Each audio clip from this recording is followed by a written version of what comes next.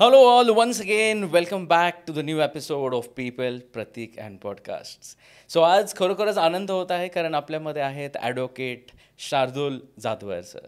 So welcome sir to this amazing podcast. आणि आजचा podcast खूप स्पेशल होणार आहे कारण अशा आपण मंडळी गोष्टी करणार आहोत ज्याच्यानी तुम्ही खूप इन्स्पायर्ड डेफिनेटली व्हाल. तुम्ही सर्वजण खूप मोटिवेट व्हाल कारण आज खूप काय आहे शिकण्याकरिता आणि नवीन नवीन गोष्टी जाणून घेण्याकरिता. सो सर, पुन्हा एकदा welcome back. Thank you so much. So sir, before we begin I was just checking out जे आपलं मॅगझिन आहे उडान, त्याच्यावर सरांचं एक खूप छान त्यांनी लिहिलेलं आहे. मुश्किलें ज़रूर है मगर ठहरा नहीं हूँ मैं, मंजिल से जरा कह दो अभी पहुंचा नहीं हूँ मैं. सो ह्याच्यावरूनच आपल्याला कळतं की सरांची जी जिद्द आहे, सरांचं जे एक व्ह्यू आहे आयुष्याकडे बघण्याचा, तो कसा आहे. So before we begin with the journey of Jadwar group of institutes, आपण let me tell you yours की जाधवर ग्रुप ऑफ इन्स्टिट्यूट्स हे खूप मोठं युनिव्हर्सिटी आहे इन इट सेल्फ, जी नरेमध्ये सिच्युएटेड आहे. आणि एकच कॅम्पस नाही तर प्रत्येक 3-3 kilometre I think so we have 5 to 6 campuses. Wow, that's a great number. Sir 9 campuses आहेत आणि I think so right starting from the medical, nursing, management, law, सगळ्या गोष्टी आपल्याकडे आहेत हे ना. सो आपण हे सर तुमच्याकडनंच ऐकून घेऊयात. पण प्रथमतः आपण जर्नी ही अशी सुरू करूयात की हाऊ डिड इट स्टार्ट, आणि हे एवढं जे साम्राज्य आहे ऑफ नॉलेज ऑफ युनिव्हर्सिटी, हे कसं झालं सर. जाधवर ग्रुप ऑफ इन्स्टिट्यूटचं जे ब्रीद वाक्य आहे ते असं आहे की education for strength, intellect and wisdom, बल, बुद्धी आणि सदविचारासाठी शिक्षण. ओके. या संस्थेची जी मूर्तमेढ रोवलेली आहे, ज्याच्यातून ही शिक्षण संस्था उभी राहिली, याच्यामध्ये सगळ्यात महत्त्वाचा विचार आहे की आपले जे विद्यार्थी आहेत, आपले जे युवक आहेत, हे नुसतेच बलवान आणि बलशाली नाही, तर ते बुद्धिमान असणं गरजेचं आहे. आणि ते नुसतेच बुद्धिमान असून चालणार नाही, तर ते सदविचारी असणं गरजेचं आहे. सध्याच्या स्थितीला आपण भारत पाकिस्तानचा वॉर हा त्या ठिकाणी पाहतोय. त्याच्यामध्ये जर आपण पाहिलं तर एक गोष्ट लक्षात येईल की बलवान आणि बलशाली लोक तर आपल्याला दोन्ही बाजूनी दिसत आहेत. बरोबर. बुद्धिमत्तेचा विचार केला तर अनेक आतंकवादी शिकलेले आहेत, हेही आपल्याला त्याच्यामध्ये दिसतं. ओसामा बिन लादेन हाही एक चांगला इंजिनियर होता, हे गुगलवरती आपल्याला पाहायला भेटतं. बरोबर. ह्या दोन्ही गोष्टी असताना सदविचार, संस्कार हे अत्यंत महत्त्वाचे आहेत. आणि त्याच्यामुळं एक चांगले विद्यार्थी घडले पाहिजेत, चांगला समाज घडला पाहिजे, घरासाठी चांगला पाल्य, समाजासाठी चांगला नागरिक हा घडला पाहिजे. हा विचार हा या शिक्षण संस्था चालू करताना आम्ही त्याच्यामध्ये केला. जे लोक गोर, गरीब, शोषित, दलित, वंचित, आदिवासी समाजामधून येतात, जी आमची वाड्यावस्ती तांड्यांवरची मुलं आहेत, अशी जी मुलं आहेत की ज्यांना स्वतःचं आयुष्य घडवताना आर्थिक अडचण मोठ्या प्रमाणावरती आहे, ज्यांचे आईवडील स्वतःच्या मुलांना त्या ठिकाणी चांगल्या दर्जाचं एक मार्गदर्शन ज्याला आपण म्हणतो ते त्या ठिकाणी देऊ शकत नाहीत, त्यांच्या परिस्थितीमुळं, त्यांच्या वेळेमुळं, त्यांच्या ज्ञानामुळं, कोणतंही कारण असू द्या, अशी जी आमची मुलं आहेत यांना पुढं घेऊन जाण्यासाठी म्हणून या शिक्षण संस्थेची स्थापना ही 1995 साली त्या ठिकाणी त्याच्यामध्ये झालेली होती. आमचे वडील वयाच्या 14व्या वर्षापासून त्यांनी क्रांतीवीर नावाची संघटना एक स्थापन केलेली होती. अरे बापरे. तर ही क्रांतीवीर नावाची संघटना गावामध्ये असं काम करायची. गाव म्हणजे आमचं वडजी, तालुका वाशी, जिल्हा उस्मानाबाद, आत्ताचा धाराशिव. ओके. म्हणजे प्रॉपर दुष्काळी भागामध्ये आणि प्रॉपर मराठवाड्यामध्ये हे गाव त्याच्यामध्ये आहे. आणि त्या क्रांतीवीर संघटनेचं कामच असं होतं की गाव स्वच्छता अभियान, गावामध्ये मग त्यांनी रस्ते आणण्याचं काम केलं, लाईट आणण्याचं काम केलं, बस आणण्याचं काम केलं, त्याच्यामध्ये शाळा उभा करण्याचं काम त्या गावामध्ये झालं. अनेक सोशल ॲक्टिव्हिटीज व्हायच्या की थोर महात्मे आणून, संत आणून, प्रवचनं, कीर्तनं घडवून आणायची.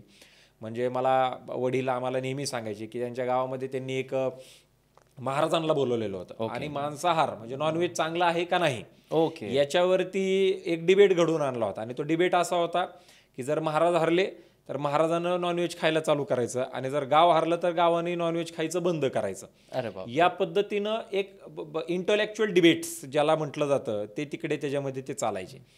आणि मग अत्यंत गरीब अशी परिस्थिती, कारण सावकाराचे कर्ज, आमचा भाग हा म्हणजे भारत स्वतंत्र झाल्यानंतर आमचा भाग स्वतंत्र झालेला भाग आहे, कारण ते निजामशाहीच्या अंडर सगळं होतं, हैदराबाद संस्थानाच्या अंडर त्या सगळ्या गोष्टी असायच्या.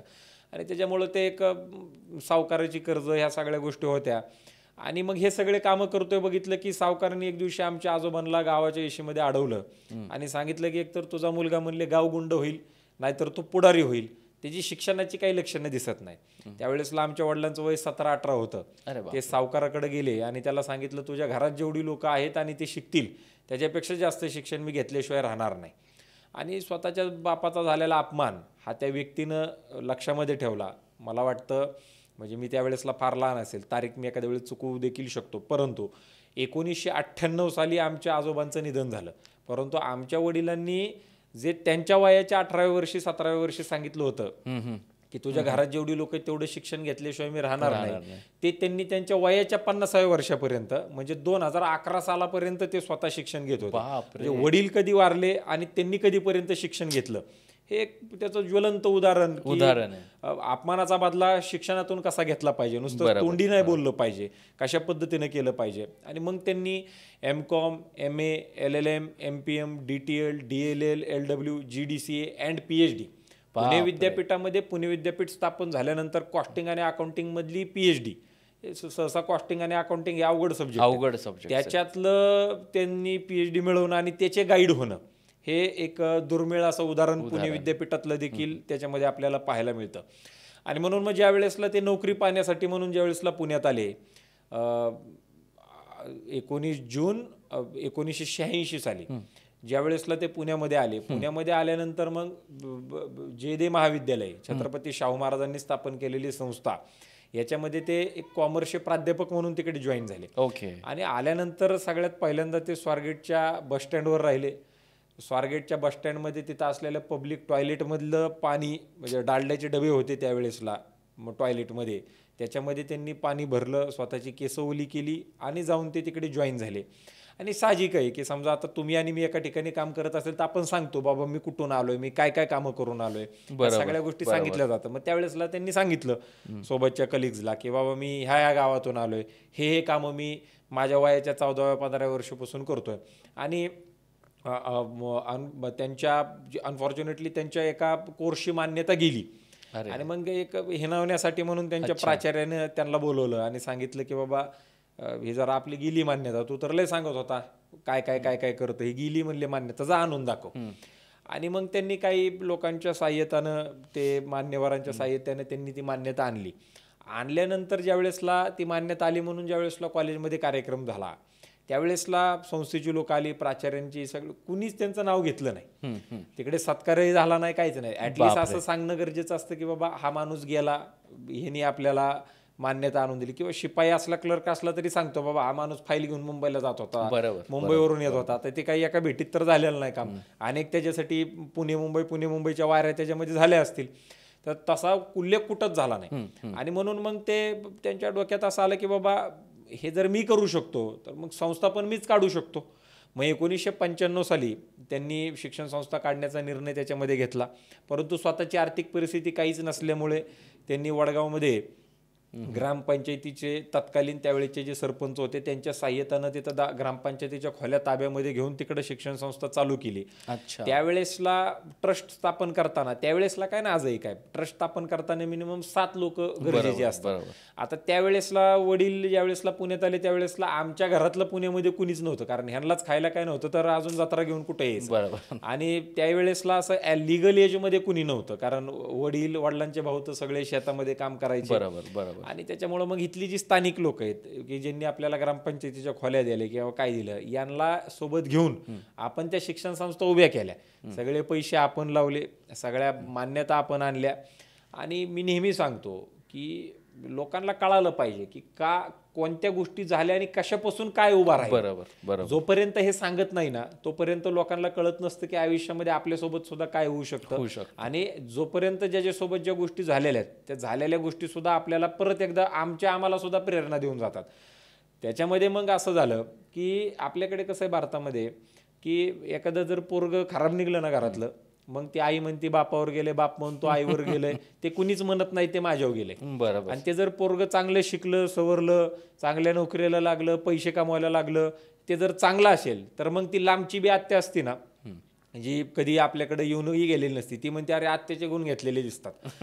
तसं त्या शिक्षण संस्था जोपर्यंत त्याच्यामध्ये नावारूपायला ती आलेली नव्हती, विद्यार्थी कमी होते, तोपर्यंत ते सुधाकर जाधवर यांचं पाल्य होतं. आणि जसं 2014ला ते शिक्षण संस्था, म्हणजे ते काही एका दिवसात झालेलं नाही, 2010-9 पासूनच या सगळ्या गोष्टींना सुरुवात झालेली होती. मग त्याच्यामध्ये त्याला विद्यार्थी संख्या वाढल्या, पैसे आले, मग संस्था चांगल्या पद्धतीनं कामकाज करायला लागली. मग ते माझं म्हणणारे अनेक छोटे मोठे संस्थाचालक त्याच्यामध्ये तयार झाले, ज्यांनी कधी शिक्षणाचा आणि त्यांचा गंध किंवा मान्यता कुठून भेटती हे सुद्धा त्या लोकांना माहिती नव्हतं. आणि म्हणून मग आमच्या वडिलांना तुम्ही राजीनामे द्या, तुम्ही आता ह्याच्यामध्ये राहू नका, आमकं करा तमकं करा, असे सल्ले ही लोक सगळीजण द्यायला लागली. आणि त्याच्यामुळं मग ही गोष्ट मला फार मोठ्या प्रमाणावरती खटकली. आणि खटकल्यानंतर मग मी 2014 साली सेपरेट जाधवर ग्रुप ऑफ इन्स्टिट्यूटची आम्ही स्थापना केली. जे काम आमच्या वडिलांनी 1995 सालापासून 2014 पर्यंत केलं, त्यांच्याच आशीर्वादामुळे, त्यांच्या मार्गदर्शनामुळे 2014 पासून 2025 पर्यंत त्याच्यापेक्षा 5 पट मोठी संस्था उभी करताना मला त्याच्यामध्ये यश त्या ठिकाणी प्राप्त झालं. आणि त्याच्यामुळं ही शिक्षण संस्था उभी राहताना तर 1995 साली उभी राहिली कशा करता, की आमच्या भागामध्ये त्यावेळेसला मुलींना सुद्धा 3री-4थी नंतर लग्न करून दिली जायची, नरे, वडगाव, धायरी, आंबेगाव भागामध्ये. बापरे. तर त्यावेळेसला त्या लोकांसाठी म्हणून आपण ही शिक्षण संस्था उभी केली. 2014ला मग आम्हाला तिथं काम करता येईना, नुसते खिशात पैसे आहेत म्हणून आपण शिक्षण संस्थाचालक होऊ शकत नाही. आपल्याकडे तेवढे इथिक्स पाहिजेत, तेवढं आपली कॅपेबिलिटी पाहिजे, कॅपॅसिटी पाहिजे, काय आपण करतोय आपल्याकडे व्हिजन पाहिजे, मिशन पाहिजे. जोपर्यंत ह्या गोष्टी असत नाही तोपर्यंत शिक्षण संस्था हे काय फक्त संस्था उभं करा, राजकारण त्याच्यामध्ये करा, लोकांना नोकऱ्या द्या आणि त्याच्यातून आपली पोळी भाजून घ्या, याच्यासाठी म्हणून शिक्षण संस्था नसतात. तर ह्या सगळ्या गोष्टी परत एकदा ती गंगा जी आहे शिक्षणाची, ती फक्त शिक्षणाचीच गंगा राहावी म्हणून मग 2014ला ह्या जाधवर ग्रुप ऑफ इन्स्टिट्यूटची स्थापना झाली. आज सांगताना आनंद वाटतो की आज सगळे जे वडिलांनी शिक्षण संस्था स्थापन केल्या याच्यामध्ये जवळपास 25,000 विद्यार्थी शिक्षण घेतात. 80 शाळा कॉलेजेस आहेत आणि 1,500 पेक्षा जास्त शिक्षक आणि शिक्षकेतर कर्मचारी आहेत. आणि मग 2014ला जे मी स्वतः चालू केलं त्याच्यामध्ये आता 40 पेक्षा जास्त शाळा कॉलेज आहेत, 16,000 पेक्षा जास्त विद्यार्थी आहेत आणि 600 पेक्षा जास्त शिक्षक आणि शिक्षकेतर कर्मचारी आहेत. या पद्धतीनं ह्या शिक्षण संस्थेची सुरुवात या 2 कारणासाठी त्याच्यामध्ये झाली. क्या बात आहे sir. So big congratulations to your achievement. कारण जशी तुम्ही जी स्टोरी सांगितली सर, अवघड आहे हे ना. कारण 2000 जसं तुम्ही सांगितलं 14ला तुम्ही सुरू केलं, त्याच्या आधी काय काय चॅलेंजेस झाले हे ना, हे होत असतं, म्हणजे होऊ शकतं चॅलेंजेस, हे कोणावरही होऊ शकतं. सो आत्ता जे सर तुम्ही युनिव्हर्सिटी सुरू केलेली आहे, कॉलेज सुरू केलेली, याच्यामध्ये कोणकोणते कोर्सेस आहेत प्रामुख्याने? आता सर याच्यामध्ये आपल्याकडे KG to PG सर्व शाखा आपण त्याच्यामध्ये चालवतो. आता ही युनिव्हर्सिटी नाहीये, याला युनिव्हर्सिटी बनवायचं आहे, हे आमचं आयुष्याचं शेवटचं स्वप्न आहे की वडिलांच्या नावानं एक युनिव्हर्सिटी त्या ठिकाणी उभी झाली पाहिजे. की एक शिक्षक जो स्वारगेटच्या फुटपाथवरती तिकडे बस स्टँडला राहिला त्याच्या नावानं एक विद्यापीठ होणं, हे आमच्यासाठी फार एक ड्रीम प्रोजेक्ट आहे तो माझा स्वतःचा. आणि माझ्या आयुष्याचं ते एकमेव स्वप्न पेंडिंग असलेलं तो त्याच्यातला प्रोग्राम आहे.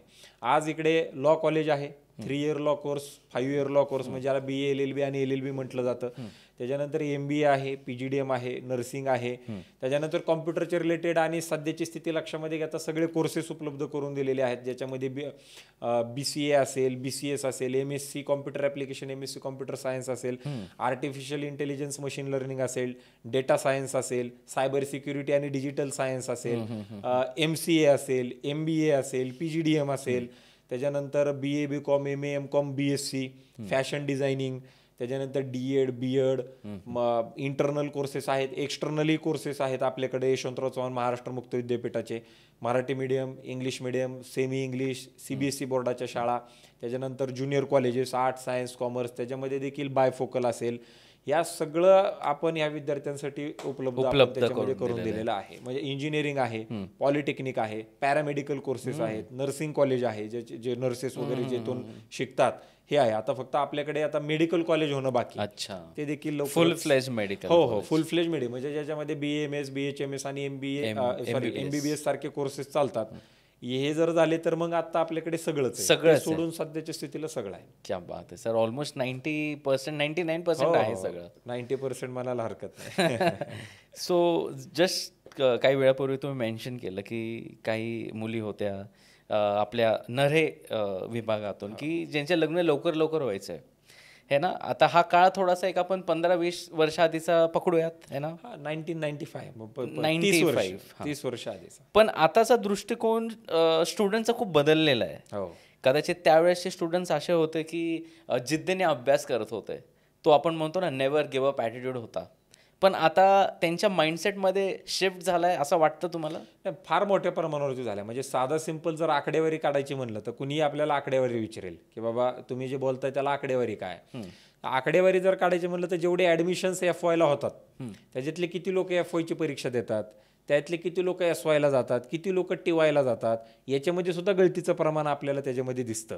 म्हणजे आधी जे मुलींचं लग्न शाळेमध्ये व्हायचं ते आता मला असं वाटतं की FY SY ला त्यांची लग्न होतात मॅक्झिमम आमच्याकडे तरी किमान. कारण तसा नरे हा सबार्बन एरिया आहे, म्हणजे अजून त्याला गावाचा टच आहे. आम्हाला जे मुलं येतात ते शिवगंगा खोरं, पानशेत खोरं ह्या भागातले आहेत किंवा मराठवाड्यातली आहेत किंवा विदर्भातली आहेत.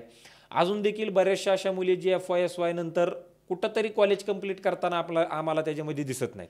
त्याचा आकडा नक्कीच जास्त नाहीये, पण तरी अंदाजे तो 15-20% आसपास तुम्ही जरी धरून चाललात तरी चालेल. दुसरा मुद्दा काय ह्या सबार्बन भागामध्ये की अजून देखील काही मुलं यांची परिस्थिती नसल्यामुळे यांना अनायशी नोकऱ्या कराव्या लागतात. म्हणजे अजून त्याच्यामध्ये देखील सुद्धा 10 ते 15% किंवा 20% जरी आपण धरून चाललं तेवढे मुलं देखील फॉर्म एक्झामचा त्याच्यामध्ये भरत नाहीत. त्याच्यामुळे जे तुम्ही म्हणताय की शिफ्ट होत चाललाय तो शिफ्ट तर नक्कीच होतोय. कारण जर 40% जर मुलं आणि मुली जर फॉर्म भरत नसतील तर नक्कीच तेवढी पोरं SY ला जात नाहीत, तेवढी पोरं TY ला जात नाहीत. म्हणजे तेवढ्यांचं एज्युकेशन कुठंतरी थांबलंय. कारण त्यांचे डॉक्युमेंट्स आमच्याकडे आहेत, त्यांचं ऍडमिशन आपल्याकडे, ते दुसरीकडे कुठंतरी जाऊन शिक्षण घेत आहेत असंही म्हणायला कोणताही वाव त्याच्यामध्ये राहत नाही. म्हणजे कुठंतरी लग्न, घरच्या जबाबदाऱ्या आणि नोकरी याच्यामध्ये अजून देखील कुठंतरी मुलं फसलेले आहेत असं मला त्याच्यामध्ये वाटतं सबार्बन एरियातले. Okay okay okay okay. असं पण होतं सर खूपदा की स्टुडंट्स फर्स्ट इयरमध्ये एनरोल करतात, 12वीपर्यंत फुल टाईम करतात, पण रेग्युलर कॉलेजमध्ये हे फुल टाईम एनरोल करतात बट कॉलेजेस अटेंड करत नाही. याचा फायदा मुलांनी लक्षात घेतलं पाहिजे. काय होतं 10वीपर्यंत आपल्या कसं असतंय, कोणीतरी एखादी गोष्ट कर म्हणून सांगितली तर ते आपण बळजबरीनं करतो आणि नंतर ज्या वेळेसला त्याला ऑप्शन येतो ना त्यावेळेसला मग आपण कसं करतो की बाबा जाऊ द्या, कोणी विचारायला नाही ना, काय फरक पडत नाही किंवा काही नाही, अशी एक भावना आपल्या मनामध्ये त्या ठिकाणी आलेली असते. 10वीपर्यंत कसं असतं, शाळाच असते. 11वी-12वीला लगेच म्हणजे करू का बाबा कॉलेज बंक करू का, लेक्चर बुडवू का, ती मनामध्ये एक भीती असते. तोपर्यंत कळालेलं असतं की आता काय फरक पडत नाही कॉलेज लेवलला वगैरे काय काय काय काय.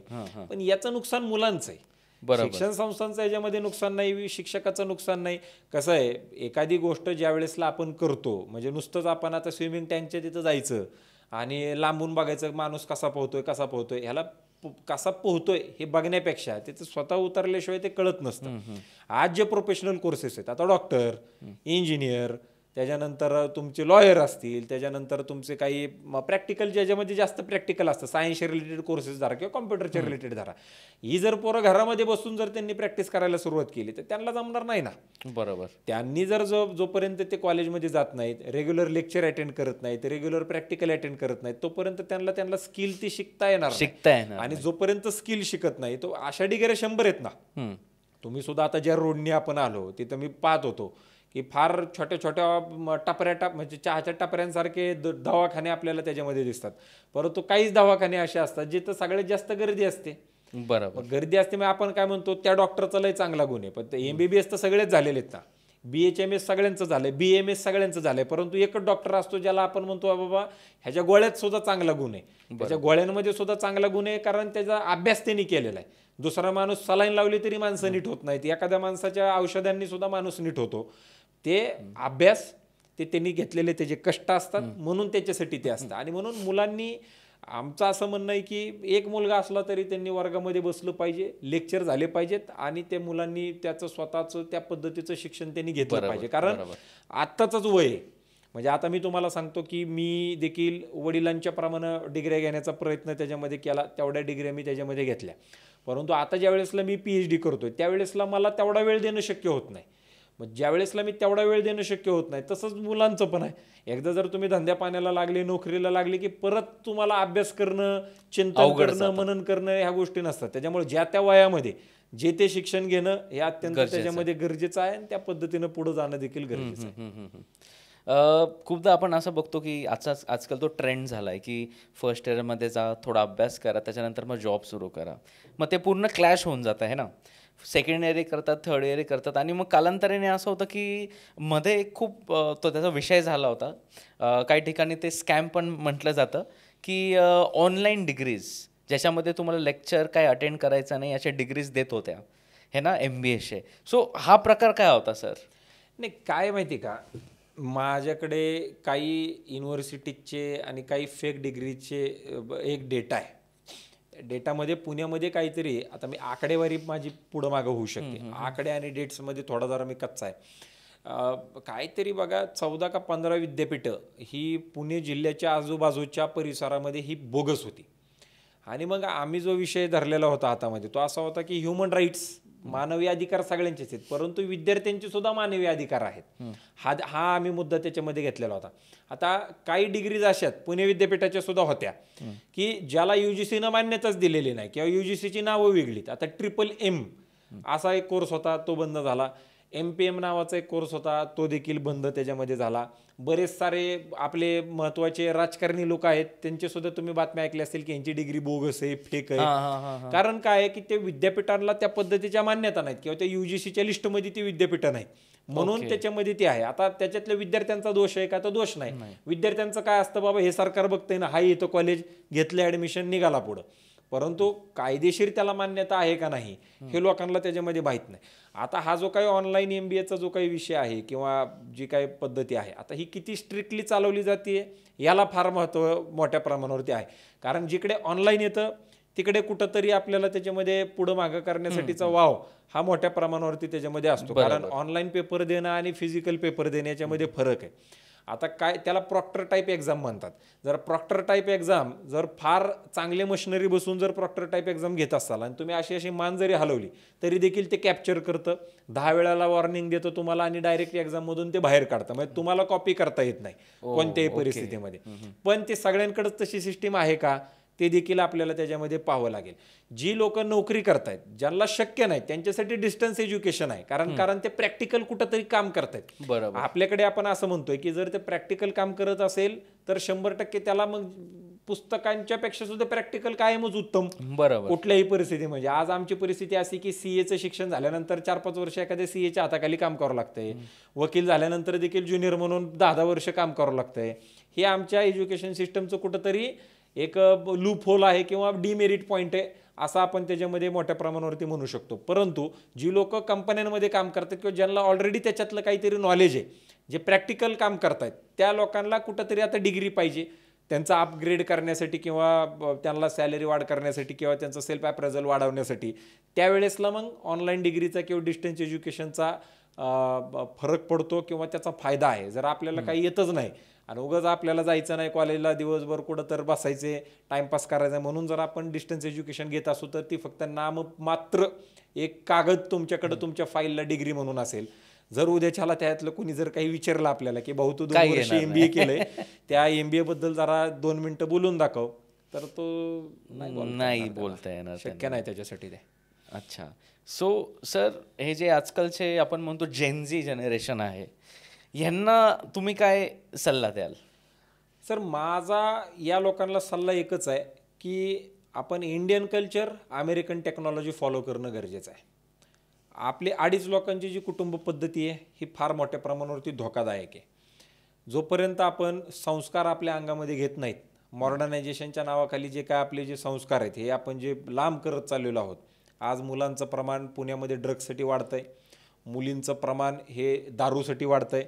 म्हणजे पुणे हे शिक्षणाचं माहेरघर, त्यातल्या त्या डेक्कन ही पुण्याची राजधानी शिक्षणाची, मोठ्या मोठ्या शिक्षण संस्था तिथं.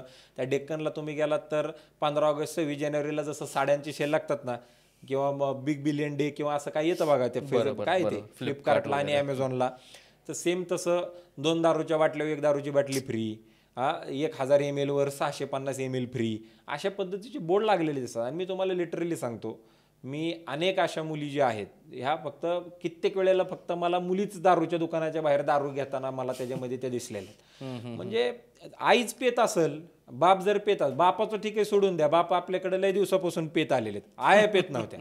आता जर आया पेत असतील, बाप पण पेतोय, मग त्याला काय सांगायचं, भाऊ हे पिऊ नको, हे चांगलं नाही काय नाही. मग ते पण शाळा झाली की किंवा शाळेच्या वेळेलाच असताना तो पेणार.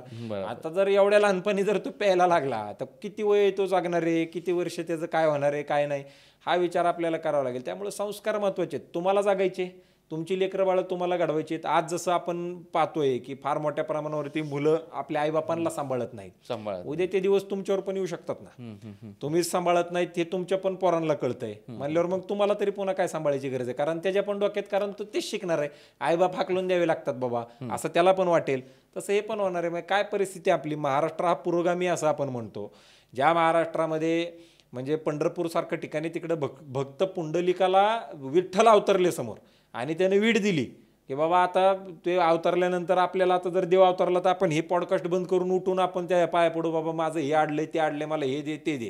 त्या भक्त पुंडलिकाने सांगितलं ही वीट ह्याच्यावर उभा राहा, मी माझ्या आईबापाची सेवा करतोय, आता मी तुला वेळ देऊ शकत नाही, म्हणून त्याला विटेवरही उभा असं त्याच्यामध्ये म्हटलं जातं. त्याच पंढरपुरामध्ये जिथं आईबापांची कशी सेवा केली पाहिजे ते उदाहरण सगळ्या जगाला मिळालं. सगळ्यात पहिलं वृद्धाश्रम तिथं स्थापन झालं. त्याच्यामुळं ही जी काही जनता आपल्याकडे आलेली आहे, सगळ्यात पहिलं म्हणजे आईबापाला रिस्पेक्ट करा, मोठ्यांना रिस्पेक्ट करा. आणि दुसरा सगळ्यात महत्त्वाचा मुद्दा म्हणजे हे जे काही कमेंट टाकत बसता आपण दिवस रात्र जे काय चालू आहे कार्यक्रम, मी तर एखाद्या कुठं तरी म्हणलो होतो असं की ह्या कमेंटला 5 रुपये लावले पाहिजे, पर कमेंट 5 रुपये, पर पोस्ट 10 रुपये. हे असं जर झालं तर जातीपातीचं जे राजकारण महाराष्ट्रामध्ये चालू आहे, जे पूर्ण भारताचा प्रॉब्लेम आहे, जो जगाचा प्रॉब्लेम चालू आहे ना, हा 100% त्याच्यामध्ये म्हणजे 50-60% तो संपून जाईल जागेवरती. कारण हे जे काही आता बिनकामाचे कार्यक्रम चालू आहेत, एखाद्या महिलेनं काहीतरी येते जी पोस्ट टाकली तर खाली तिच्यावरती घाण कमेंट कर, बरोबर आहे. म्हणजे आता मागेच माझा एक पॉडकास्ट झाला, त्या पॉडकास्टमध्ये मीच आमच्या वडिलांच्या रिलेटेड त्या हॉटेलच्या बिझनेसच्या संदर्भामध्ये मी काहीतरी सांगत होतो. आता तो कुठला मुलगा होता काय, ते कुठला विदर्भातला असेल किंवा कुठला असेल त्याला माहितीच नाही, कारण त्याची लिहिण्याची भाषा जी होती ती विदर्भी थोडी, तो टोनिंग त्याच्यामध्ये तो वाटला. आता त्याला कुठं हॉटेल आहे, कसलं हॉटेल आहे, काय हॉटेल आहे काहीच माहीत नाही.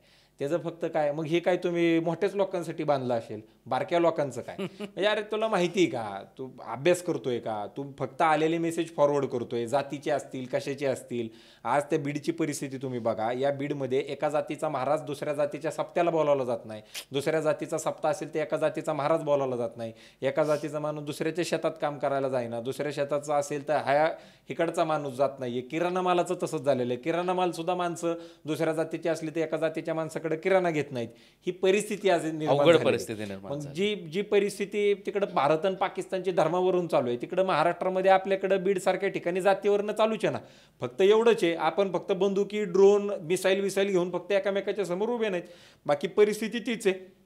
वॉर हा सोशल मीडियामुळेच वाढलेला आहे. जे नाहीये ते आपण काही तयार करतोय, काही टाकतोय, ज्याला काही अर्थ नाही, मग पुढं मागं काय त्याला आगा नाही, पिछा नाही, काहीच नाही. आणि आपल्या सोशल मीडियावरती कोणाचाच कंट्रोल नाही ना, त्या कंपन्यांचा कंट्रोल आहे ना, सरकारचा कंट्रोल आहे ना, काय कंट्रोल आहे. आणि फेक आयडी बनवायची, हजारो फेक आयडी बनवू शकतो एक माणूस. तुम्ही सुद्धा 1000 आयडी बनवू शकता आणि 1000 कमेंट टाकत बसू शकता. मग आपल्या लोकांनी विचार केला पाहिजे की आपल्याला शांतता पाहिजे का नाही पाहिजे.